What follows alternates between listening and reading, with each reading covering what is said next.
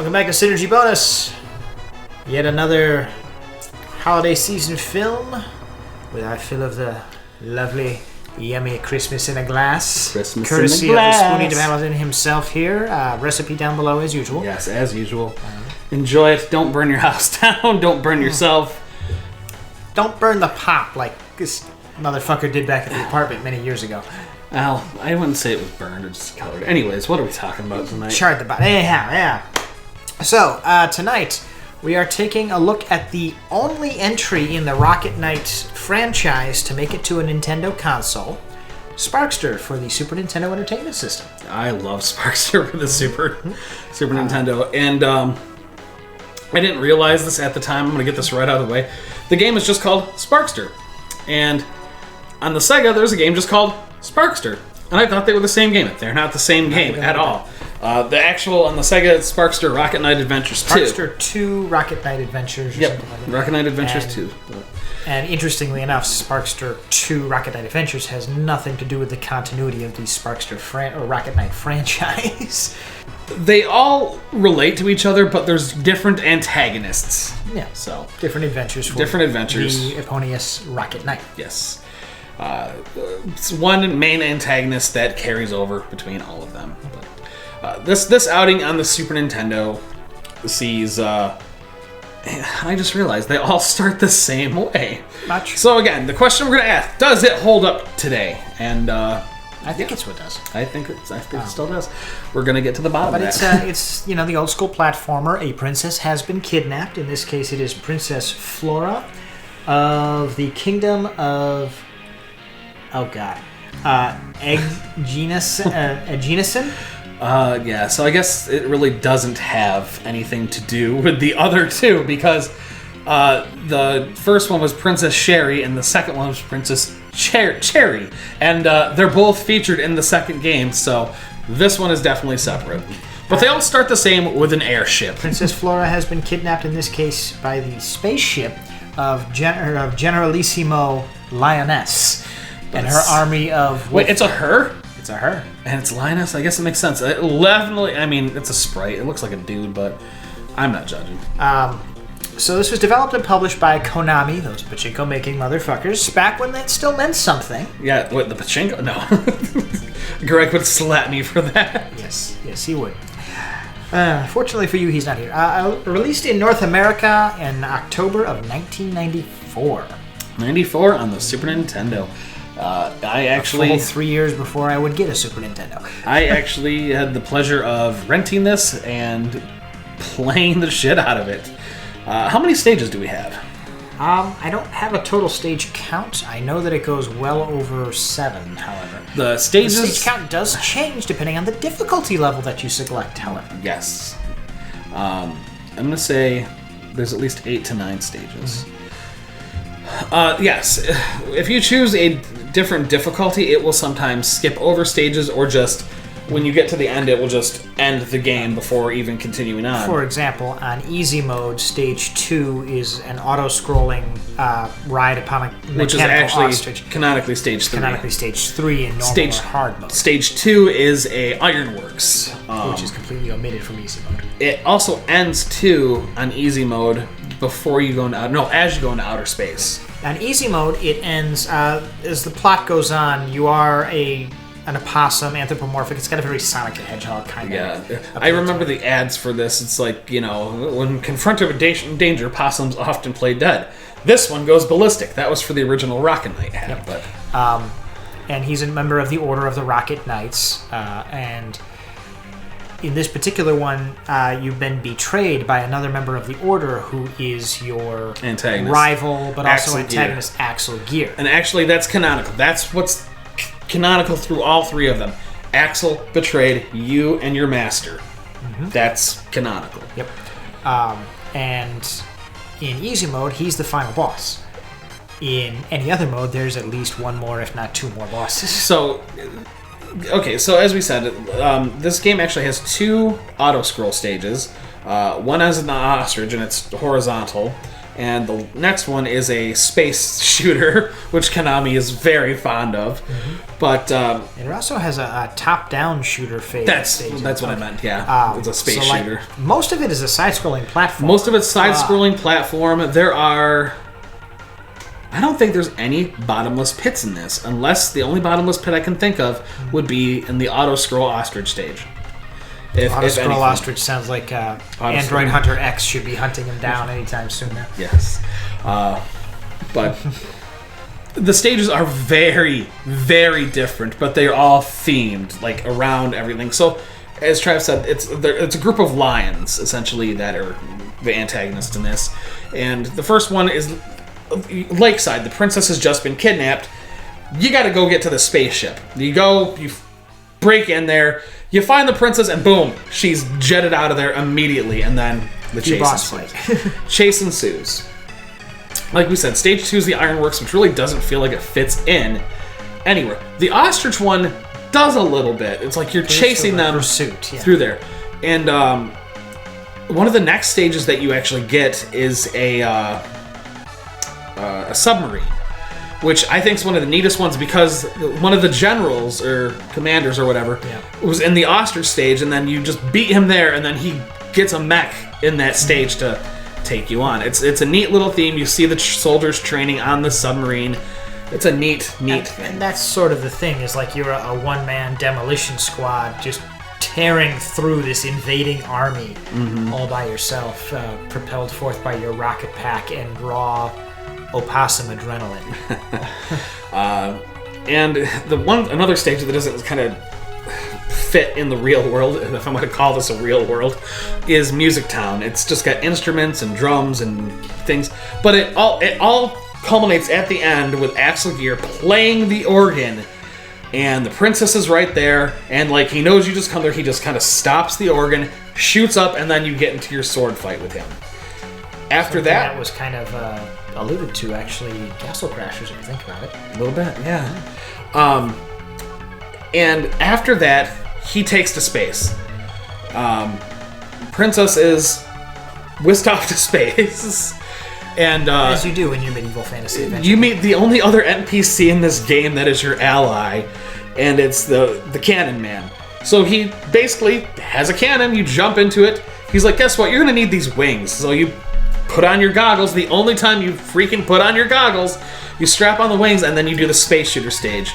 And then you get into this weird-ass boxing match with Axel Gear at the end of it. And once you take him out, it goes to the final level, and it's the space station. There's rockets coming at you. It's got numerous mini-bosses, and it all ends it's very cinematic at the end. Generalissimo Linus basically comes out as the rocket that is shooting straight for the planet is ready. You have a fight with them. That's her actual master plan after she kidnaps the princess. She's going to blow up the planet, not the kingdom. The reason why she kidnapped the princess has an amulet. And that's what's going to freaking power this thing. And on normal mode, she'll break the glass to the princess, grab the gem, and then die before hitting the launch button. You and the princess would go escape in the escape pod. Game's over. King's happy. There is a extra difficult mode, and when you do this, we call insane mode, crazy hard. When you beat her, she grabs the thing and then just launches it. You force the princess into the escape pod, and you go take off after this missile that has been launched now. And the last stage is inside the missile, and you got to take out the missile core, and it is insanely hard. Because it is basically a bullet hell, and you're not equipped to deal with bullet hell. It's a neat little thing. Again, I didn't know this for years until I played it on a harder difficulty, and it's like, holy crap! There's more gameplay. So that's the general progress and story of this game. The control is spot on. The control is so spot on. So spot on, I would even call it twitchy. I wouldn't. So Sparkster uses a sword, and like the original Rocket Knight and the Sega, the sword shoots a sonic beam out of it, we'll say. That's exactly what it is. And like you can hit enemies with that, or you can hit them with the sword. If you hit them with the sword, it does more damage than hitting them with the sonic beam. Then you got your jetpack, which you hold the button to power up, and if you don't press in a direction, you just spin in place. If you press in a direction, you go in that direction. You can bounce off walls. You can. Much like Sonic the Hedgehog, this is a game about moving quickly through the stage, and that's where the twitch reflex works against you. And the shoulder buttons will actually make you do a barrel roll in a certain direction, left or right. But if you do it too many times, your jetpack's like, hold up, you're kind of overusing me, and like it stalls and you drop. It can really screw you. But as far as key controls, aside from the jetpack, as you say, being a little twitchy, it's very reflex. Like once you get it, you get it. But Sparkster himself will stop on a dime. Like, there's no floating around, there's no nothing. He works and controls very, very well. And I think Konami learned from some of their other games that this is how we should do it, and going forward, they did. Going past this. And, it must have took a couple Castlevanias to teach them that lesson, but it worked. The music to the game is also phenomenal. It's also all over the place, from classical to yes, traditional MIDI to something that's a little bit like poppy and rocky. Yes, the Lakeside is very epic sounding. It's like, hey, this is the start of your adventure or whatnot. When you go to the Ironworks, it is very industrial sounding, as it should. The Ostrich thing, it's very high speed and whatnot. It's all high energy music. High energy, exactly. Trying to get your adrenaline pumping in keeping with that high speed, keep on moving, your twitch reflex is your worst enemy kind of feel here. Except for the password screen. The password screen very much has a classical tune, and I know I've heard it on a commercial before for like some freaking railroad DVDs or like train sets. I don't know, but it wants to tell us that it's Bach, but we checked it out and it doesn't seem like it is. Quite match up. If you know what it is, let me know so I can listen to the original. It's been killing me, so I can find out. But it's perfect, and the final stage in particular, it's very cinematic. The whole game is cinematic. Yeah, the music and everything, you definitely feel like you're on a space station. The stakes have never been higher for you. It's great. It really is. And even that hidden final boss, that, again, high energy, like you said, high energy. High energy, high octane. The difficulty of this game literally scales with the difficulty level. And that's beautiful. That's the purpose of those scales. It's not too easy. It's not too hard, depending on what you put it on. If you put it on crazy hard, you're going to be taking more damage, but the reward pays off at the end. Like it's you don't see that nowadays. It's one of those things where you're actually supposed to work your way up to it, and as you get better, increase the difficulty on the game, which is something of a lost art. It is a lost art, but it gave the game replay value back in the day. And it had a huge amount of replay value because of it, because you get more story, there's more reward. I have any number of games, Mega Man as a franchise springs to mind, where, you can play on difficult mode, or as the Japanese know it, normal. And, it makes it more challenging, which I appreciate, but it doesn't change the story in any appreciable way. This just adds to the story. And actually, the only other game that I can think of that does this is Bonk's Revenge. Contra. But Bonk's Revenge, if you put it on beginner, you only get one world. If you put it on expert, you get the whole game. Yep. I wondered what the difference was at one point in time, and I checked it out. I'm like, why would, but that's exactly it. See, that's where I liked Contra. I'm particularly thinking Contra 6 on the Game Boy dual screen there. It would let you get to just so far to the city, and then it would tell you, okay, you're on easy mode or normal mode. This is where it ends. Try a different difficulty. If you wanna find out what the actual gameplay feels, don't be a pussy. And actually, that's another Konami game. So, Konami. They used to be so good. You really did used to be so good. I can't. So, I guess going back to the... Fortunately, for every Konami that decides to make pachinko machines and every Capcom that decides to just defecate all over every single IP they own, we get a Yacht Club games. Mm-hmm. So, I mean, Capcom started to wise up a little bit. Just a little bit. Square has wised up a little bit. Konami has not. But going back to the initial question, does this hold up today? Oh, absolutely. Absolutely. It has so much high replay value. The entire Sparkster franchise is something that's worth going and finding on an emulator or whatever if you've got some sort of reverse compatible thing or even an old system kicking around. But this one in particular just sort of stands out. I will say this, between Rocket Knight Adventures, Sparkster on the Super Nintendo, Sparkster on the Genesis, Rocket Knight and Sparkster on the Super Nintendo are very similar in terms of play, where you charge your jetpack, you have the sonic beam. It's very much like that.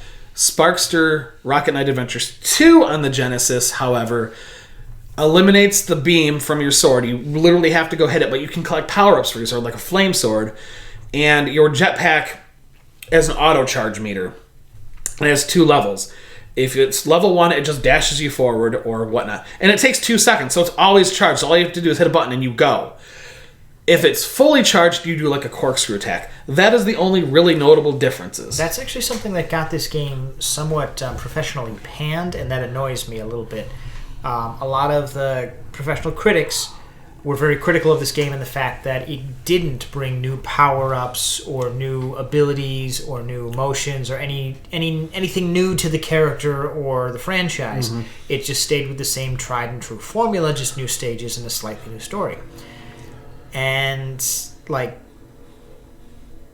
I don't see that necessarily as a bad thing.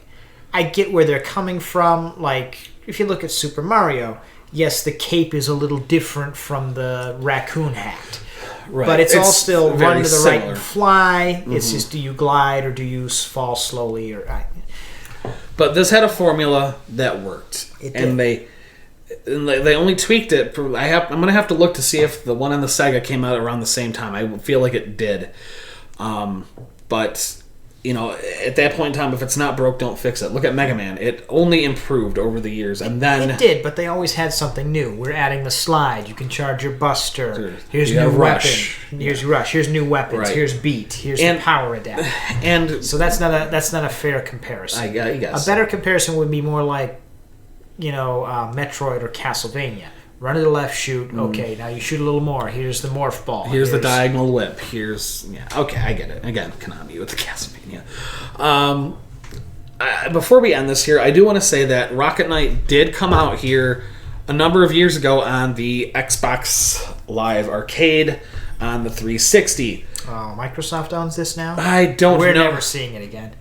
I don't know if Microsoft officially owns it or this is before Konami just decided we're done with games. Let's just make pachinko machines now. Because I think this came out before Lords of Shadow did. But I don't think it brought anything... Like, actually, I feel like it downgraded. Like, I really do. I never finished the one for that. It did not hold a flame to these old ones. And this one on the Super Nintendo really does stand out. And I'm glad that Nintendo got to experience this. So yes, it holds up, and it should be played today. You know, if you've had memories of this game, what did you like about it? Did you play others in the series? Let us know. And if you know, for the love of God, what that track is for the password screen, let me know. Like, it literally is driving me nuts. So, you know, we're getting long-winded here again. We could rant forever on nostalgia. That's just how we are. But short version, it's a good game. This one's worth tracking down. Yes, Find it, definitely. play it. Emulate it, buy it. We would never condone piracy. But add it to your collection. Some way, add it to your collection. But with that, good night, good gaming, and we'll see you next time.